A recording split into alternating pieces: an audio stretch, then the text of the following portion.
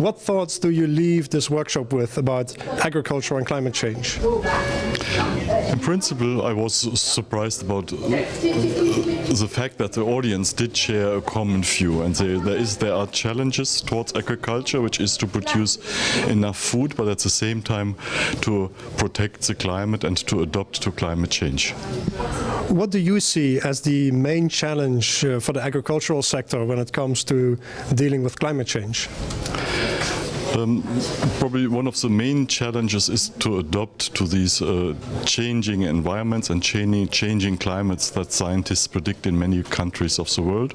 There's the irregularities of the weather patterns, more flood, more drought periods, and agriculture has somehow to increase productivity, giving all these irregularities and constraints going forward.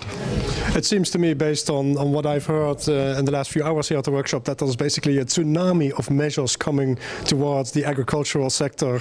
They have so many different things to consider. But if you have to pick one element when it comes to climate change in the agricultural sector, what do you see as the single biggest consideration in this? It's very difficult to name a single biggest effect. But as a matter of fact, as a scientist, I believe that science will find solutions to it.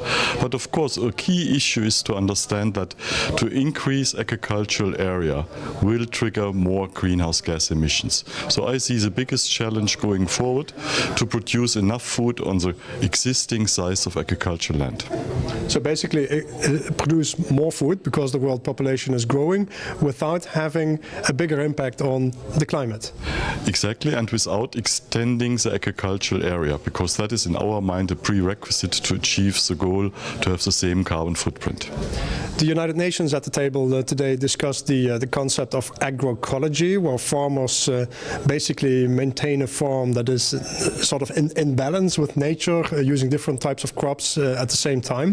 What's your view on that?